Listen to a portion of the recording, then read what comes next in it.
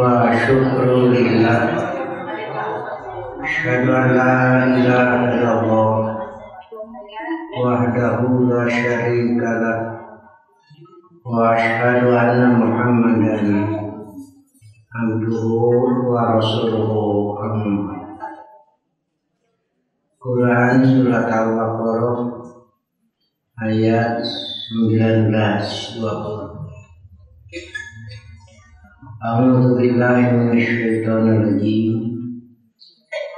Aw kasayyibin minas samaa'i fihi dhulumatun wa ra'dun wa barq yaj'aluna asabi'ahum fi adhanihim minas sawa'iqi hadarul maut wallahu muhitun bil kafirin. Yakadul barqu yahtafu absarahum kullama adha'a lahum mashaw fihi wa idza adlama alaihim qamu walau syaa Allah ladzaba bisam'ihim wa absarihim innallaha ala kulli syai'in qadir.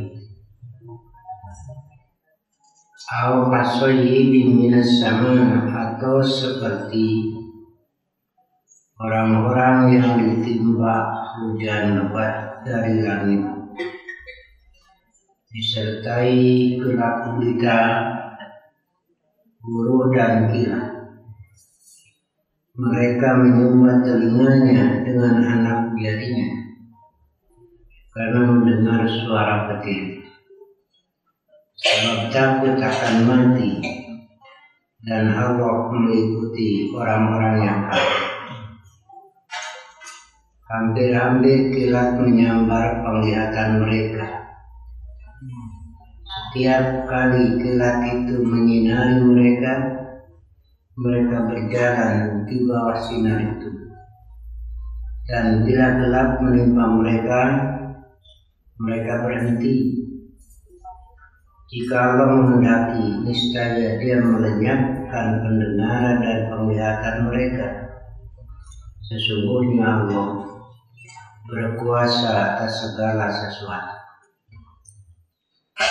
Dalam ayat ini masih mithil juga, menggunakan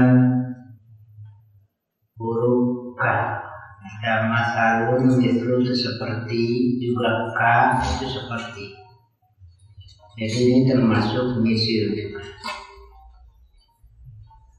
Contohnya pamannya anti al-kirdi, pamannya itu. Engkau seperti tirdun, ya. Anti anta, anti.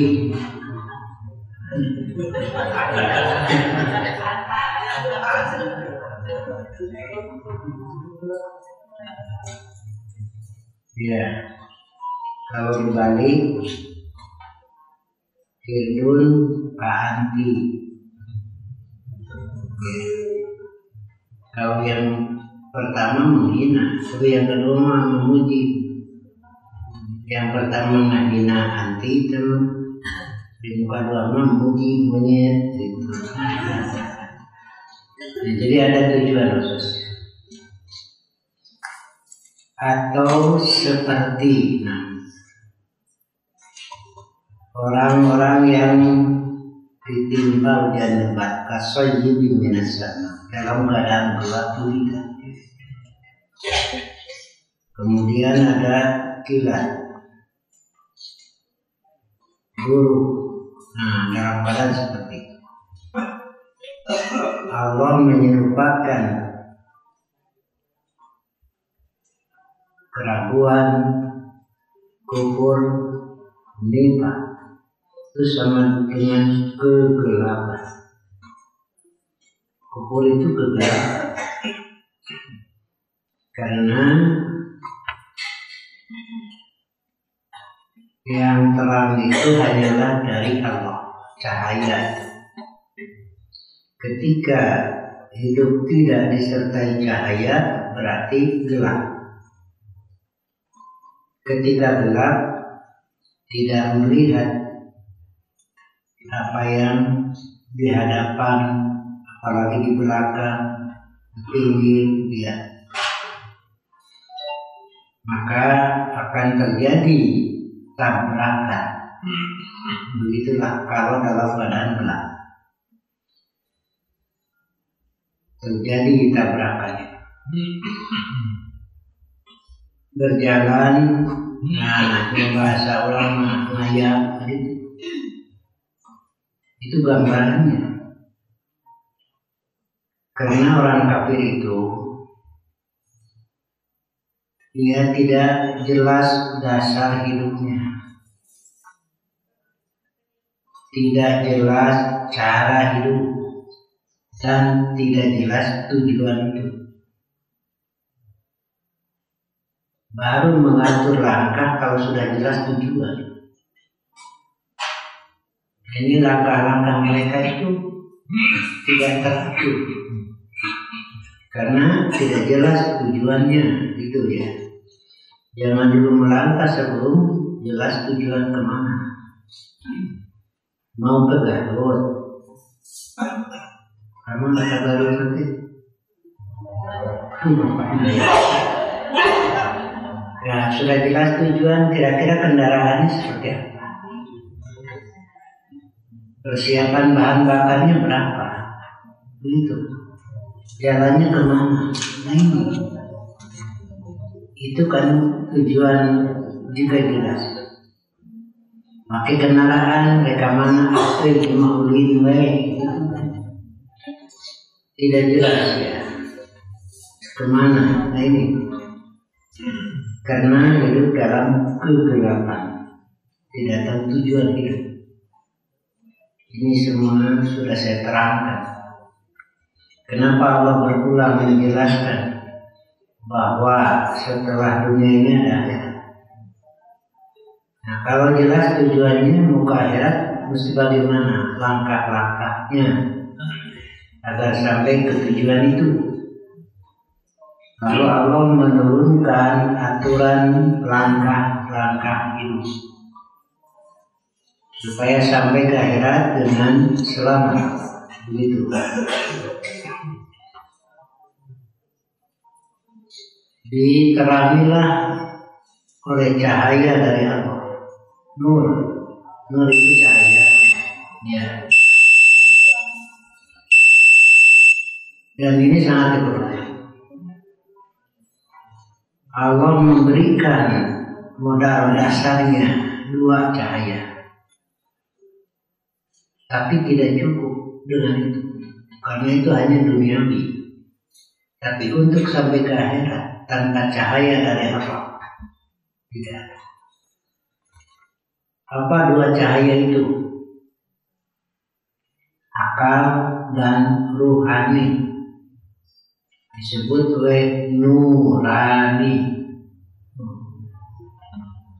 Hati itu nurani. Ketika jadi kata majemuk, hati nurani, nurani namun ya jenah hati kan tadi hati sudah hati nurani, nurani namun luhnya. Belah gitu beli. Nurun cahaya, tambah alif nun, nuroni itu 2 cahaya.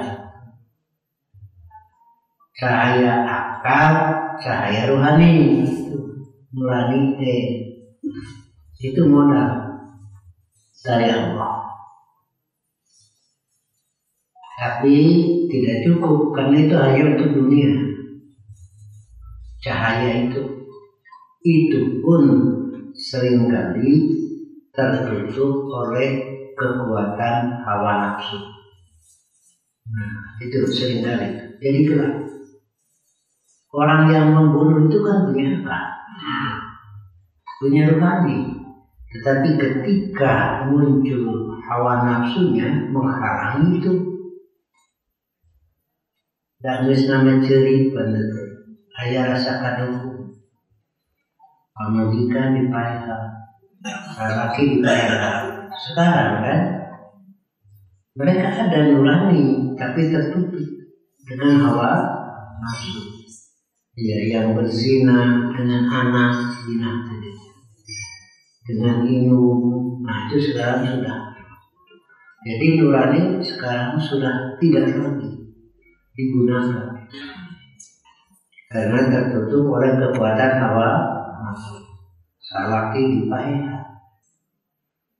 Itu berapa kasus suami dibunuh oleh istri yang muda? Iya, makanya saya makin takut.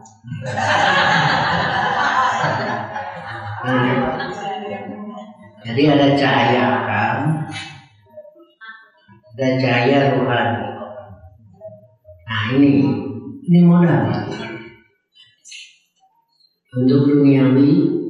Nah kemudian ada hawa nafsu. Mestinya hawa nafsu dikendalikan oleh akal dan rohani.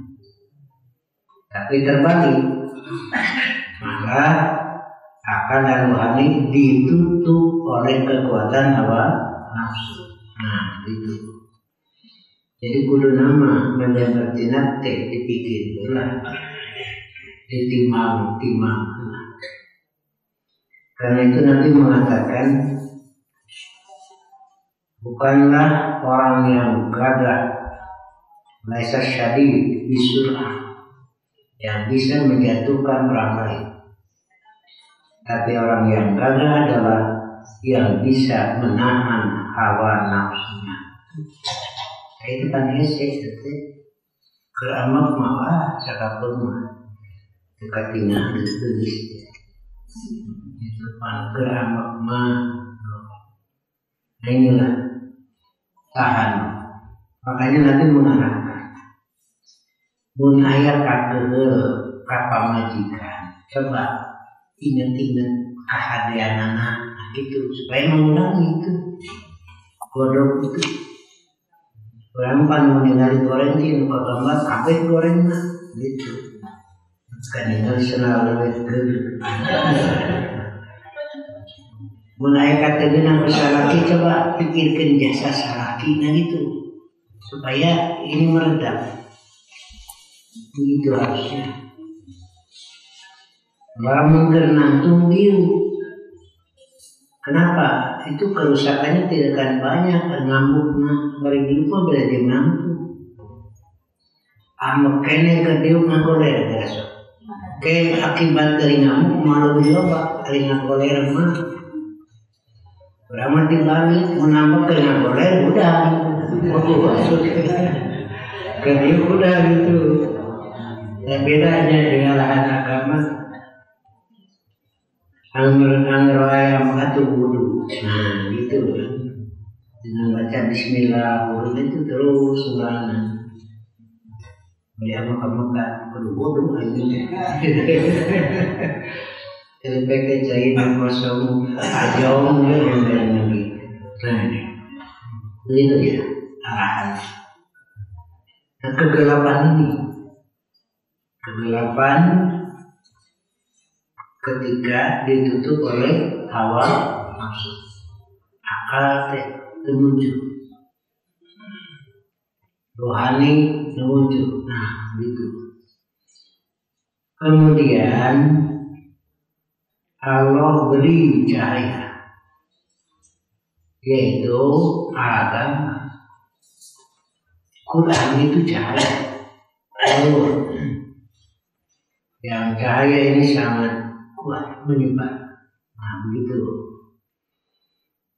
Ketika cahaya datang, mata dipejamkan. Hari kerpoe ngaya butuh cahaya. Kesempatan cahaya pas dipeureukeun. Coba bujahan. Abu Lahab.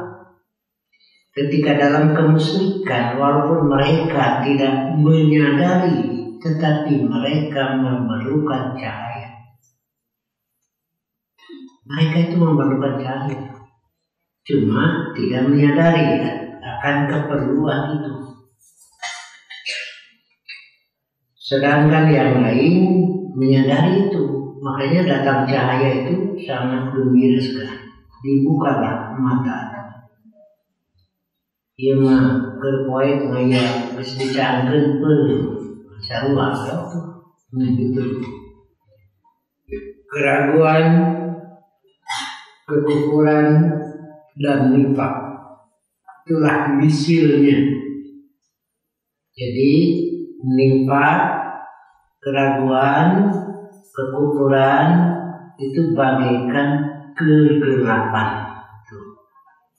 Yang berjalan pasti ya itu ngayap. Dan hujan yang deras itu sebenarnya itu adalah sesuatu yang bermanfaat ketika diterima oleh tanah yang subur, bisa menyerap air dan lalu menumbuhkan berbagai macam tanaman kesuburan.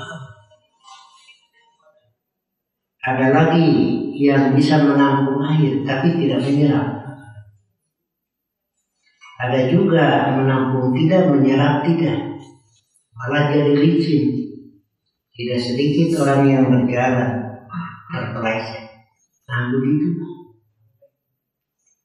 Jadi ilmu dan hidayah bagaikan air hujan yang turun. Maka ada tanah yang bisa menerima, menyerap, melahirkan kesuburan. Itulah ketika hati itu bersih. Ketika hati tidak terhalang oleh kekufuran, hati ini menjadi subur, melahirkan berbagai macam manfaat. Tapi ada juga yang hanya bisa menampung, seperti air balon, menampung air tapi tidak menyerap, bermanfaat bagi yang lain. Ada yang menyiram tanaman, memberi minum ternaknya, tapi bagi kolamnya sendiri tidak kebagian. Nah itu sekali neraka ya mah. Nah hadis terakhir, nah apa Ustaz di dia gitu sekali neraka gitu. Nah apa Ustaz di dia jeung abdi. Nah mama jangan jeung abdi di dia di neraka bareng gitu aneh. Jawabna teh jadi depan Pak Ustaz masuk melaksanakan amar ma'ruf nahi munkar, tapi nah di dia bareng begitu, tidak cari bareng lagi. Yang lain dapat ilmu, tapi bagi dia sendiri tidak dapat kebaikan. Jangan sok amar ma'ruf, minta batur tapi datara beda mah kulimah gitu. Sok nyare munkar tapi nyeri ya digawe ngatur teh nyamun gitu karena gua nuliskeun ini hade nerangkeun Pak ka hati bisa ku injuna deui masih nerangkeun Pak injuna teh kereta nyo hayam belum kadenge ku injuna tuh ini hade ku injuna wae ka hati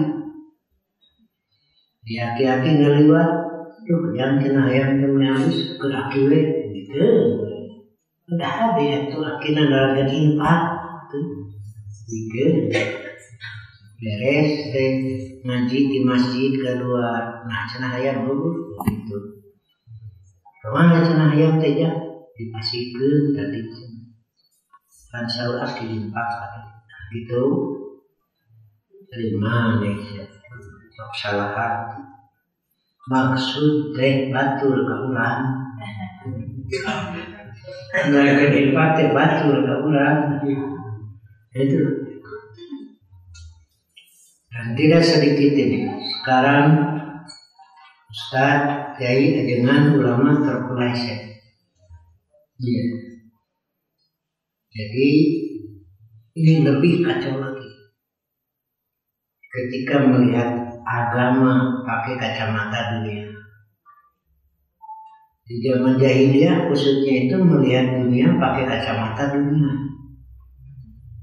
Ya kan kalau pakai kacamata dunia tidak ada haram mainan di agama sama itu.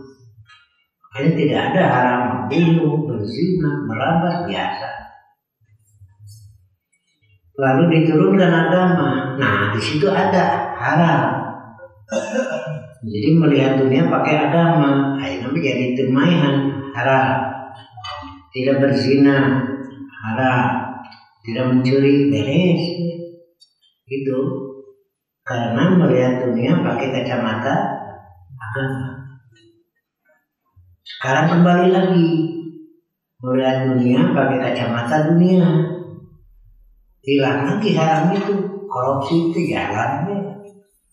Karena tidak ada haramnya itu. Zina jalannya itu. Bohong jalan lagi. Pokoknya kejahatan-kejahatan itu berjalan ketika tidak ada yang disebut haram itu. Ketika tidak peduli halal dan haram. Iya. Yang paling rusak malah sekarang melihat dunia pakai kacamata agama. Kalau urusan dunia mah sabaraha itu aja. Tapi kalau sudah urusan agama sabaraha, nah ini rusaknya itu.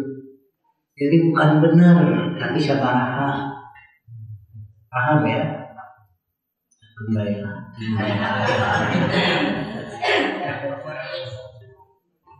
Jadi ini melihat agama baik kum kacamata dunia. Kita ilmu agama teh lain nerangkeun benar, tapi sabaraha. Itu kan 60 juta satu kali tampil saja. Yang nanti sudah murah 30 juta. Alhamdulillah menang murah di Bandung 15 juta. Itu saya ini yang diramalkan oleh Nabi. Jadi bukan benar. Akhirnya bergeser. Sabab dengan sabaraha jadi kudu rame gitu. Itu lain benar tapi rame gitu. Nah, pikiran umat dibawa ke sana. Jadi lamun mendatangkan ustaz teh kudu nu rame. Bukan benar. Benarnya itu nomor berapa sih? Makanya penyampaian itu direkayasa rame. Nah, itulah sudah terjadi pergeseran. Karena melihat agama pakai kacamata dunia, kan tidak ada haram teh. Karena bid'ah ngeureuyeuh da sabaraha itu ya. Kemarin juga ada yang minta saya untuk ngaji, lalu dia bertanya kepada anak saya berapa itu. Kalau sudah ada yang bertanya begitu, saya jawab tunggu saja, saya datang. Besok gitu. Hari kedua mengaji. Ya gitu kan. Nah, kita pada urusan begitu mah jika macul sawah kayak belut menang dicopot belutnya. Tapi kadang waktu jadi ngalah belut. Itu loh, ngalah belut. Padahal nopok mah itu olah sawah. Nah gitu aja nanti tuh ngeralah belut gitu. Saya tuh sekarang juga ada pembekalan. Saya sampaikan kepada umat, kepada pembimbing umroh, haji, tidak boleh minta uang sama jamaah. Tidak ada alasan tak. Jangan. Kalau ada pembimbing yang minta, laporkan. Akan dicoret dari daftar pembimbing. Meminta. Tapi lamun umat mehek wae itu terima. Halal tahu. Dan umat ngerti-ngerti.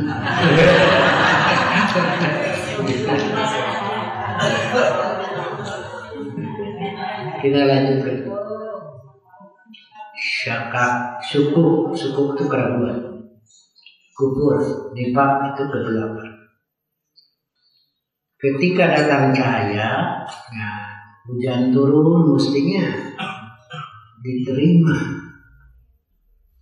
diserap, sehingga hati ini menjadi syukur, bisa melahirkan berbagai macam manfaat. Ada yang menerima tapi tidak bisa menyerap, itu yang kedua tadi. Yang lain dapat manfaat bagi dirinya tidak. Yang ketiga mah menampung tidak, menyerap tidak, malah jadi licin, yang lain terpeleset. Begitulah Abu Jahal pula. Tidak bisa menyerap, menampung tidak, tetapi malah yang lain jadi ikut-ikutan tersesat. Begitu. Kemudian dengan cahaya yang tadi gambarannya, jadi menayat kilat depan karuas, kufur, lipa ngadenge bulu dute asa kamanehna, maranggeun asa kamanehna kain, sama gitu padahal seperti biasa lempeng, tapi dah geus kitu pada teh kain jangan sama tuhnya, jadi jalan manehna. Baru datik main kaleci arulin, ngaliwat, jadi ngaliwat ya, lewat aku cerita itu, kadangnya, ngaliwat kain jangan sama begitu, tuh, kan benar itu ngomong, tapi sekarang kerasanan seperti kilat ya, menyambar seperti petir itu kadang-kadang nanti. Begitu bisa kadang-kadang nanti. Mereka yang menyangka semua itu adalah kepada mereka. Diterimanya dengan hati yang salah.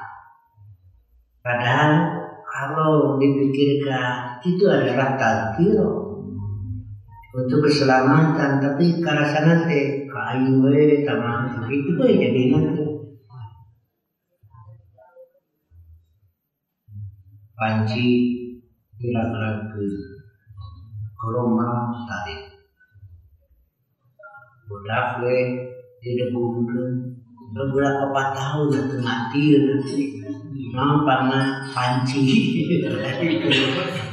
degungkeun budak depan kadangnya itu kemana suara panci salaki nate hari-hari yang panci kopi degung gede pan budak teh di sekolah di rumah marah ngati marah teh bodoh bila mah tau mau kan datang dia tuh mana kopi wae bodoh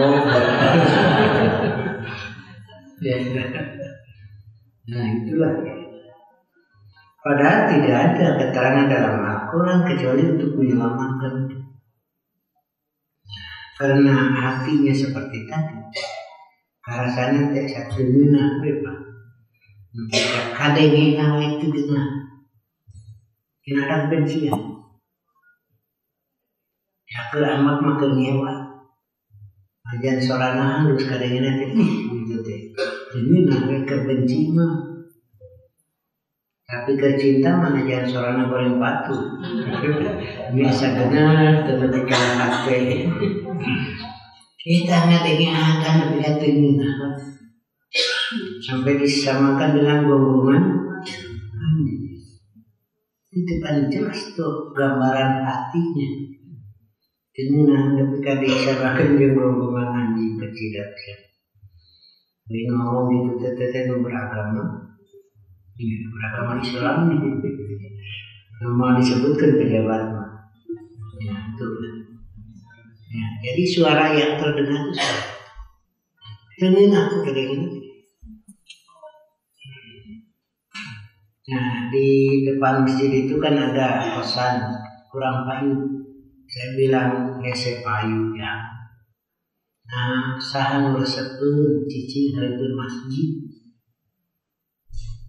bukan kebebasan ngahidar maupun ketika tengah putih diontrol kan tidak terpantas sekarang masjid mah bertingkah seperti itu terpantas menutup aurat terpandang. Jadi itu betah benar sudah. Dari bermasjid mah, ya, sama betah ya hati. Tapi kerjaan muslim aja yang dekat masjid. Nah, subuh kalau datang, nah kebagian ilmu itu, nah, hari dekat masjid. Ketinggalan jam 3:30 lain udah kayak ada jam 4 lebih 11 subuh mah senepi teh ke jam 4 10 menit deh ya kira jenazah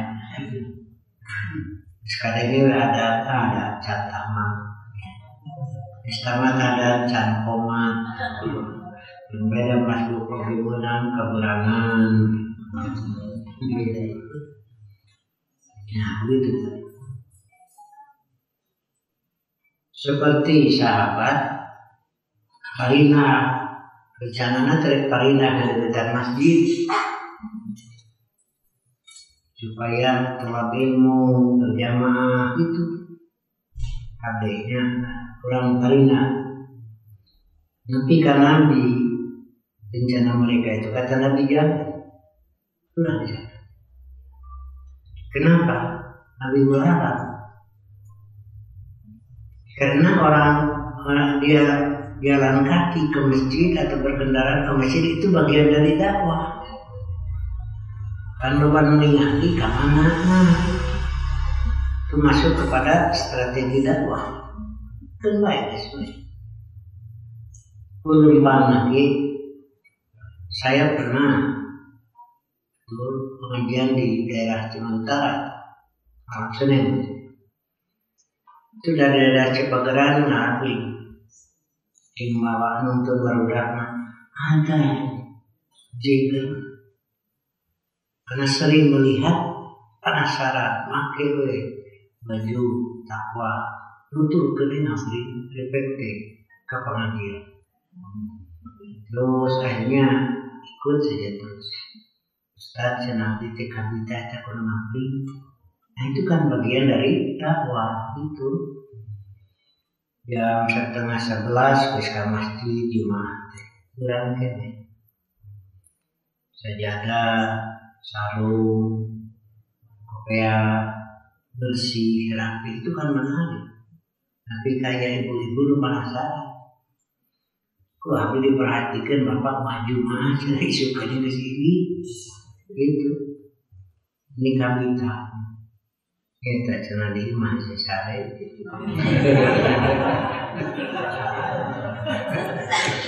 Jadi kalau sare itu masih. Ya, itulah. Bagaimana pelajaran untuk kita? Jangan biarkan diri dalam kegelapan, keraguan, kekufuran, kemunafikan. Ya, adalah pegang. Iman itu cahaya yang menerangi. Insya Allah tindakan tidak akan menjadi sembrono karena pakai cahaya. Nah itu. Ada pertanyaan di sini ya. Bisakah sholat tahajud dilaksanakan 11 rakaat dengan pola 9 rakaat atau 7 rakaat ya langsung tanpa jeda. Ada yang langsung tanpa jeda 8 rakaat. Lihat nanti jadi terakhir. Kemudian 3. Ada yang 9 rakaat. Tapi di rakaat ke-8 tahiyat. Itu bukan tahiyat awal, begitu cara tamah. Salaman tahiyat, kemudian berdiri, tambah 1 rakaat, tahiyat salam. Lalu 2 rakaat. Ada yang 4 ditambahkan sisanya. 4 telah kenengke ada tambahan 4 dan 3 boleh. Ada yang 3 dulu. Lalu yang 4-4-nya nanti boleh. Ya. Nah, ada yang menjelaskan 3 saja dulu, witir. Andaikan ketiduran masih bisa melaksanakan witir, begitu ya.